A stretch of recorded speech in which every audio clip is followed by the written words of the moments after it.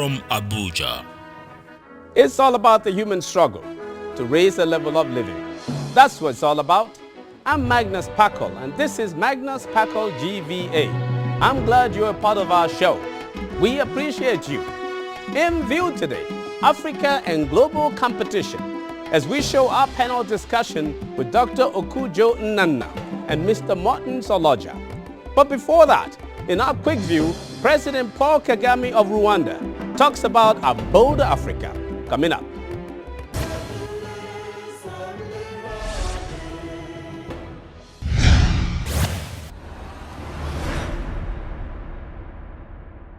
We need a bolder Africa that is more globally competitive in industry and technology in order to reduce dependency and secure a high quality of life for the people. However, in order to achieve this, Africa needs visionary and established leadership that can adequately access and engage an increasingly complex global political economy. Recently, speaking at the Africa Economic Conference held in Rwanda, President Paul Kagame of Rwanda shed more light on this issue. African countries must know what they want and make plans to delink themselves from counterproductive political influences of others. The social and economic development of Africa must be Africa-owned and Africa-led. Leaders in particular have to reshape political and economic thinking in order to address the development aspirations of our people and also to better cope with the external factors.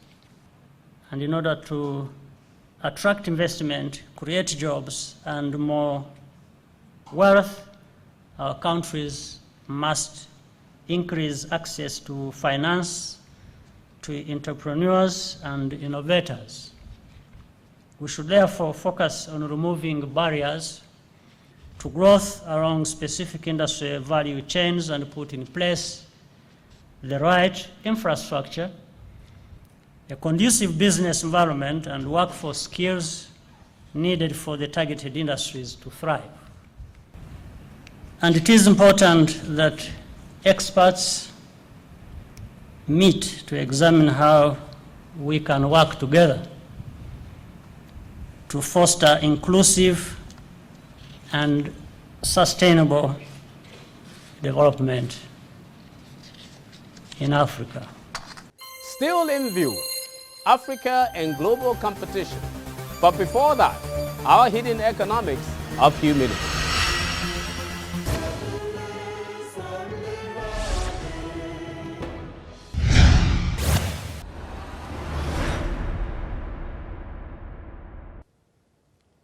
Is there good economics in humility? In this very competitive world, does it pay to be humble? Quite often, people think that they will be taken advantage of if they show humility. However, the evidence does not support this fear. After all, the only way you can show humility is if you have already achieved something. Indeed, there is hardly ever much to be humble about if you have no pedestal in the first place. Basically, in showing humility, you are saying that you are not arrogant or proud in your achievement or pedestal.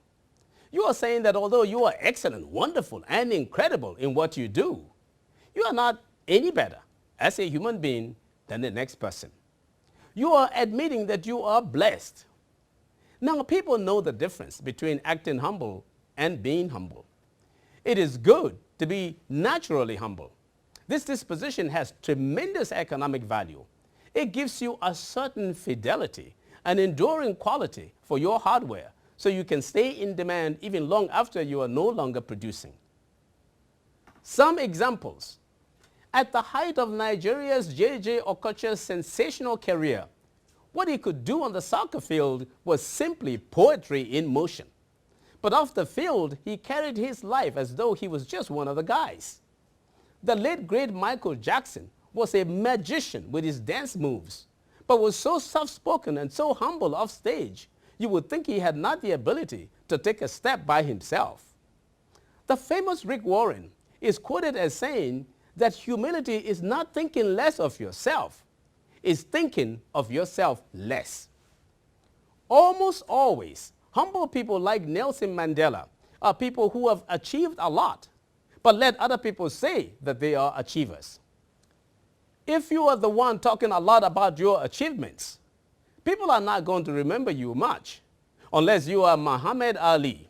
I'm young, I'm handsome, I'm fast, I'm pretty, and can't possibly be beat. Even so, Muhammad Ali has always been humble, away from the boxing ring. Folks, humility is not stupidity. It is the software that makes people remember your hardware for years to come. Our economics you can use.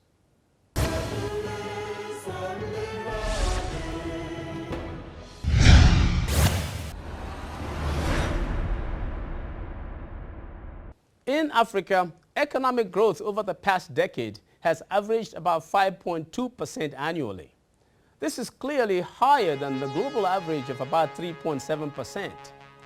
In sub-Saharan Africa, real GDP growth has averaged over 5.5% in the last 10 years, compared to just about 2.3% in the previous 10-year period, that is from 1993 to 2002.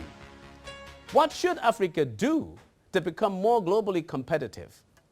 Recently, we had our panelists, Dr. Okudjo Nnanna and Mr. Martin Soloja, who are known experts on trends in Africa. Dr. Nnanna is an international economist and a consultant with the United Nations Economic Commission for Africa. Mr. Oloja is the chief editor of the very preeminent Guardian newspapers in Nigeria. Please join us as we discuss the strides of Africa in global competition with Dr. Nnanna and Mr. Oloja.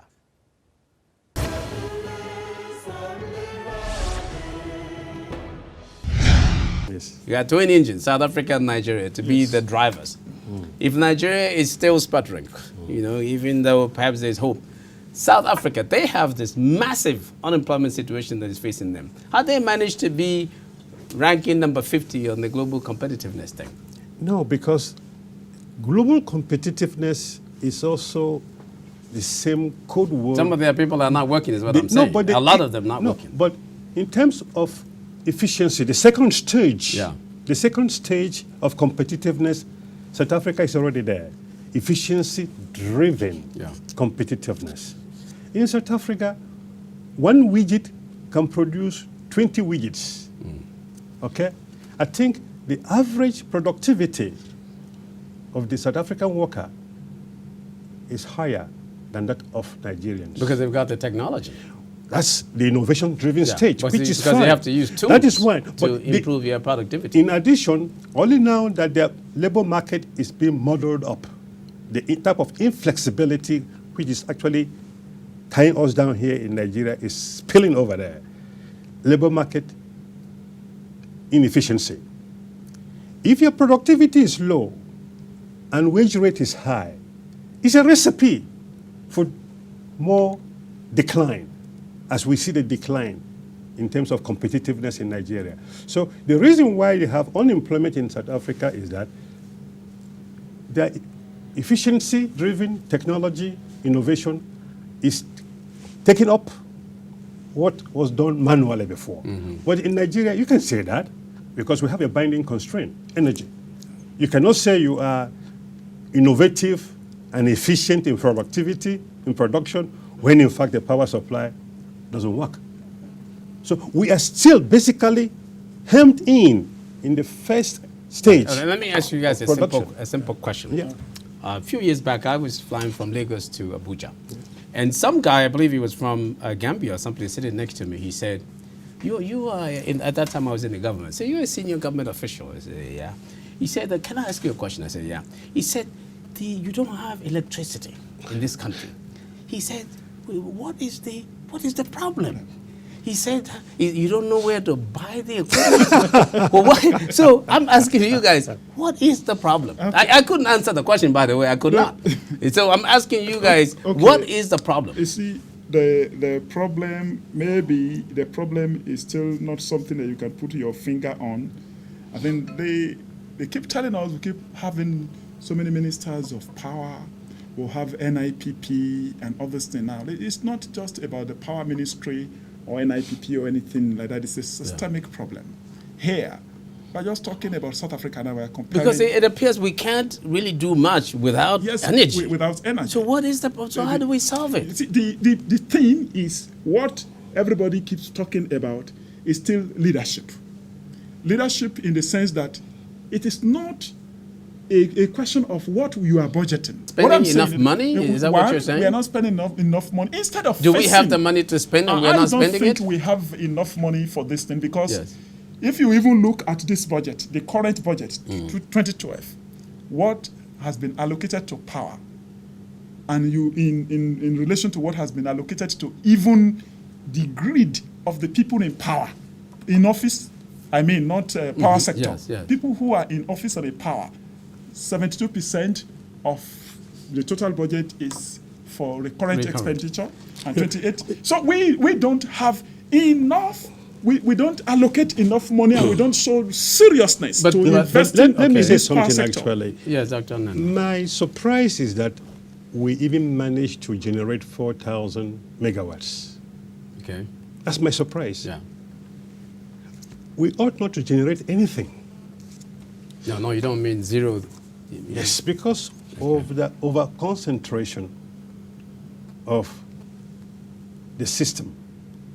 Other countries, the size, Nigeria is 924,000 square kilometers. There's nowhere that one company could have managed the whole country. the whole country. It's impossible. Yeah, I agree with you So there. what we are doing now is a step in the right direction. Yes. Decentralized power generation, decentralized power distribution, and then maybe tweak a little the transmission of power. We are in the right direction. But would that bring the money?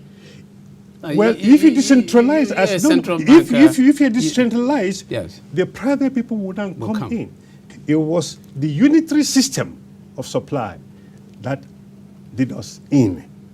With the deregulation, which we have started in Nigeria, I believe, given time, I'm looking at maybe 5 years along the line. You know what we I may think, get there. We may get there. Should we leave it all in the hands of the so-called independent power producers? Yes. I think that the government should be involved in providing resources, in providing money. Can we not? This is something I want to put on the table. Yes. Can we not go take a certain quantity of oil and say, look, we have crude oil, and our people are dying. Let's take this amount of crude oil and dedicate the sales of such amount to providing power, backing the IPPs and backing private sector people that want to do it. Can we not do that? This is possible, but you need some radicalism to do that. You need political will of the leadership to be able to do that, to be able to get... What will hold you? No, definitely. We can discuss here. Because I wanted to go to something else. Now, you're going to take me to OPEC, but must you be a part of OPEC? For us, we are the operative word is competitiveness. Yes. Look at South Africa of about 48 million people. They have about 40,000 megawatts that they are saying is not enough. It's not enough. For their industrial operation, not to talk of for consumers.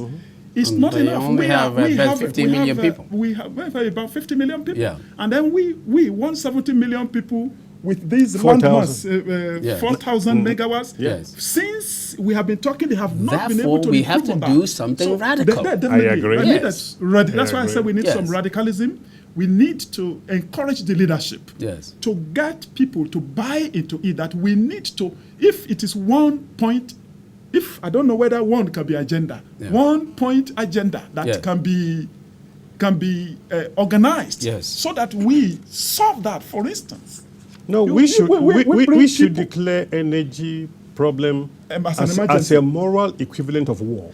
And then do something. That's what I'm saying. So we can go and get, because you've got the crude oil, sell it, use the money for this. They said emergency, they talked about it, but no political will to declare that emergency. Even we are talking about even the gas that we produce, that some people have mortgaged it, and we cannot get gas to even power the plants that NIPP and others have put in place. So even what he's talking about, the right step, about decentralization Yeah. of this Unbundling. distribution Yeah. and bundling, Yeah. and it's legalized already. But you see how long it is taking even government to effect it as we talk now. Even industrial crisis Yes. is crippling that initiative. Yeah. And I think that there is need for political will. And I took that word from MDG office in 2010 when they reviewed 10 years of MDG in New York. I was there. Yes. Sense of urgency. Yes. Sense of urgency. Yeah, because about the way because they are going to absolutely, do this. absolutely, you can't have the technological improvements. You cannot have the capital accumulation. The efficiency. You can't have the new ideas. You can't have the efficiency if you don't have energy. It's like a human being. Yes, By definitely. If you can't eat, you can't even think. And you are Yeah. thinking, So- you are also talking about what to do. Yes. And I think one of the things I have seen as a journalist in this town Yes. is also a human resources management, even on the part of people that are working, and government itself that is getting people. One, there is this nexus between our development and quality of our education. Yes. And which we Absolutely. also result in the quality of the people that are in office and in power, people in 21st century governance. Now, look at it. You are talking about South Africa and Nigeria. If you open your iPad, 10 top universities in Africa, 8 are in South Africa, 2 are in Egypt. The best university in Nigeria is number 30 in Africa.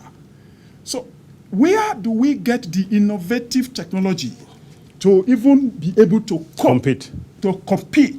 as a country? Now, what makes a and then we are university talking good? about- Is it the students or the faculty? Oh, no, definitely. Is it not the faculty? You are from the academia. You know.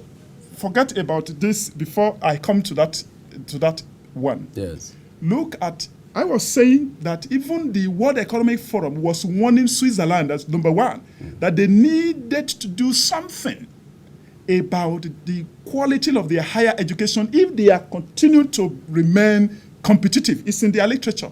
But what is wrong with the university? You tried to raise this question earlier on. Yes.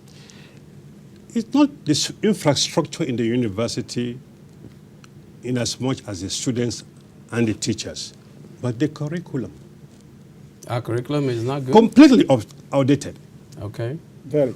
It focuses on the Not three. competitive. No, it focuses on the 3 R's: reading, writing, and arithmetic. We need to train people who will not be looking for employment, who will be employers. Absolutely. I agree with you there. So we will start Yes. by telling NUC, I'm referring to Nigeria, and this is applicable to most African countries, by the way, because I've taken interest in some of the curricula.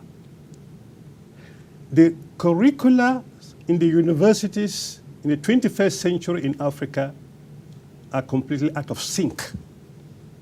And the problem of unemployment will continue to grow because we are producing people who are looking for a job, but not people who are creating job for others.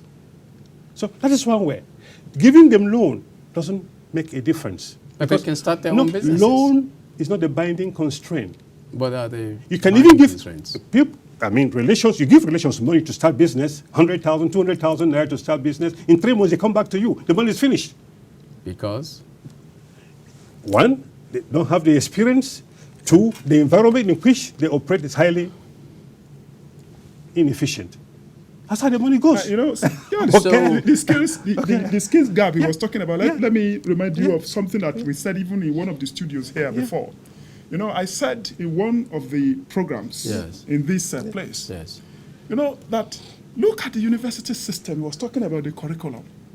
You know, a university system that is offering, say, computer science, and students in the whole university will have to cross the road to access the internet.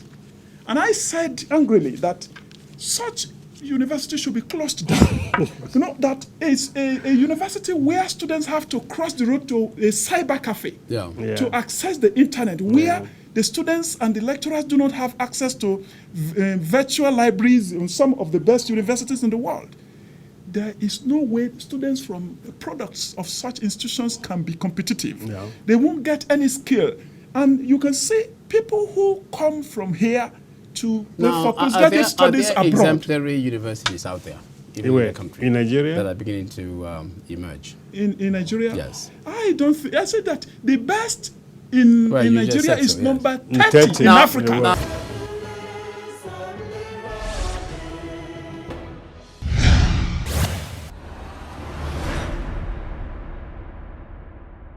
Indeed, despite a small dip in growth during the recent crisis period, Africa has staged a quick and strong comeback. After 2 lost decades from 1981 to 2000, when growth in real gross domestic product in sub-Saharan Africa averaged around just 2.3%, a resurgence appears to have come, as real GDP growth averaged much higher at near 6% between 2001 and 2010. And this is significantly greater than the 3.6% for the world as a whole over the same period.